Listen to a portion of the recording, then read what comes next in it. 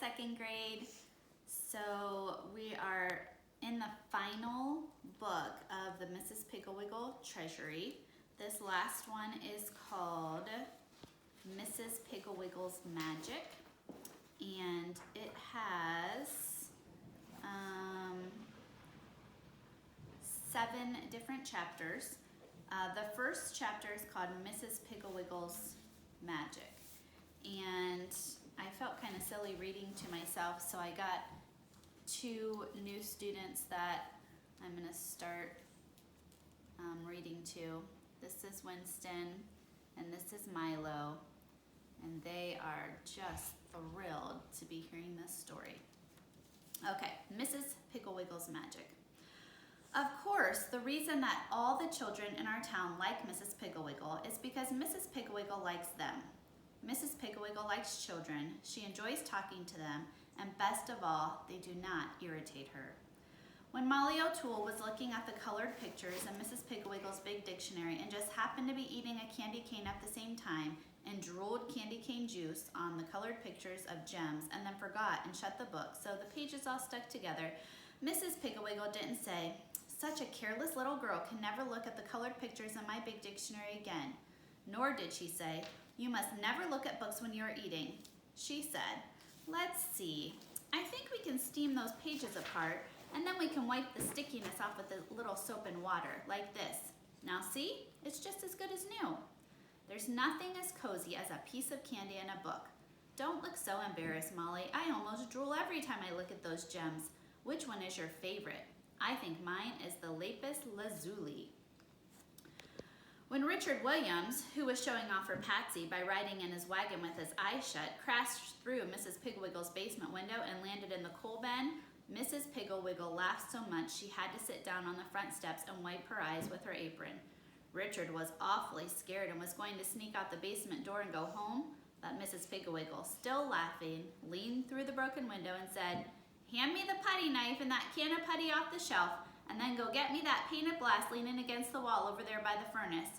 Thank you very much. Now watch carefully, Richard, because putting in window glass is something that every boy should know how to do, especially boys who ride wagons with their eyes closed." When Marilyn Matson, who was helping Mrs. Piggle Wiggle serve tea, dropped and broke her brown teapot, she said, "Well, that's the luckiest thing I've ever known.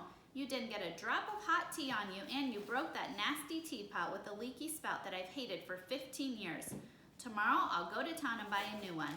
I think I'll get pink, and I'm going to test the spout before I buy it."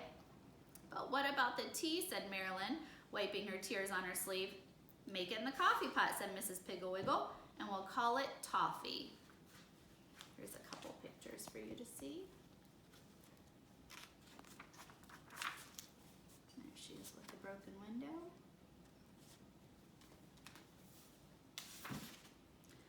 Another nice thing about Mrs. Piggle Wiggle, when a child makes her a present, no matter how splotchy or crooked it might be, she uses it and keeps it where everyone can see it. Johnny Wilfred made her a vase out of a meat sauce bottle with such a little neck that only flowers with stems like hairs would fit in it.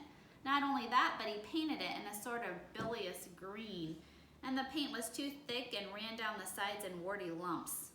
But Mrs. Piggle Wiggle loves Johnny, and she loves the warty vase because Johnny made it for her, and she keeps it on the windowsill above the sink with at least one flower gasping for breath jammed through its little neck.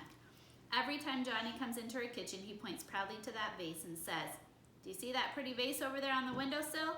Well, I made it for Mrs. Piggle Wiggle. Didn't I, Mrs. Piggle Wiggle?"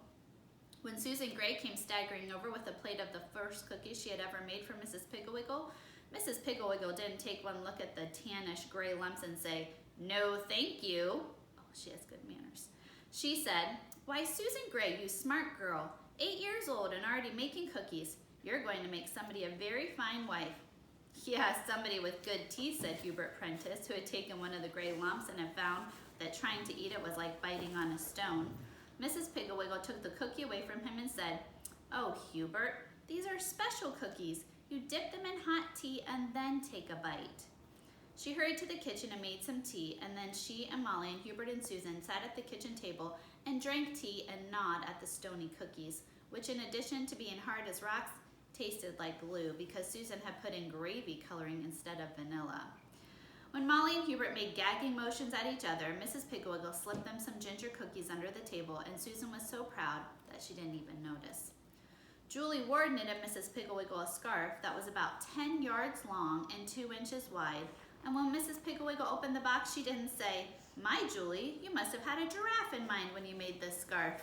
Instead, she said, "You know, Julie, this is much too pretty to wear as a scarf and keep tucked inside my coat. I'm going to wear it as a sash." She took the long, dirty blue, wormy-looking scarf and wrapped it around and around her waist and looped the ends over, and it did look nice from a distance. Julie was so proud. She said, "You know, Mrs. Piggle, when I was making that scarf, I just thought to myself, now I'll make this longer, and then Mrs. Piggle can wear it as a belt, too." Of course, she hadn't really. What actually happened was that she knitted on the scarf every afternoon when she listened to the radio, and she just forgot to stop. Another wonderful trait of Mrs. Piggle is the interested way she listens to dreams. Now, every child in the world loves to tell what dreams he had, and if the dream doesn't seem to be quite long enough or interesting enough, sometimes some children work in old movies they have seen or stories their daddies have read to them the night before. Dream telling is an innocent pastime and very good for the imagination, but unfortunately, dream telling usually occurs at breakfast, a time when daddies and mothers are slightly irritable and always in a hurry and in no mood for long, drawn-out stories of, "And then I was riding on this elephant, and 2 people came up and tried to grab me, but I turned into a walnut and dropped on the ground, and about this time, mother say, 'Just let the dream go and finish your cereal.' Or brother or sister will say, 'Oh, you're just making that up, and anyway, it's my turn. Now I dream.'" Mrs. Piggle not only listens to dreams, she asks about them. Right after school, when the children come over to dig for treasure in her backyard, Mr. Piggle was a pirate, and when he died, he buried his treasure in his backyard, or to have tea or to play dolls, she'll say, "Anybody have any good dreams last night?" And they'll be off. Once, Molly O'Toole dreamed she was a raisin and was eaten by a rat. Johnny Green dreamed he was a pirate and lived in a whale. Hubert Prentice dreamed that he was an icicle and could freeze anyone he touched. Susan Gray dreamed that her dolls all came alive. Larry Gray dreamed he was a cowboy and had a white horse. Mary Lou Robertson dreamed that her covers were frosting and woke up with her mouth full of blanket. Kitty Wheeling dreamed that she was a movie star and had a real fur coat. Patsy said that she dreamed she was an electric toaster, and everybody said she was making it up, and Patsy cried, and Mrs. Piggle said she would help Patsy with her dreams.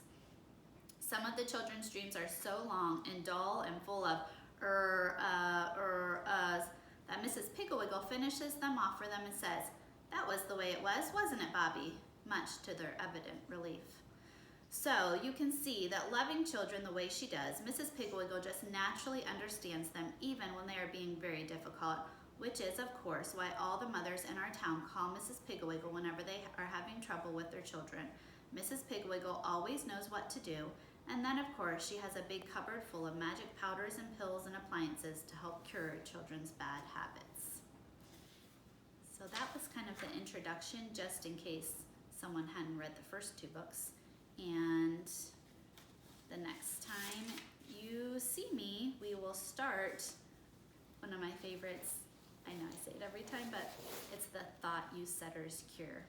It's a great one. All right, see you next time.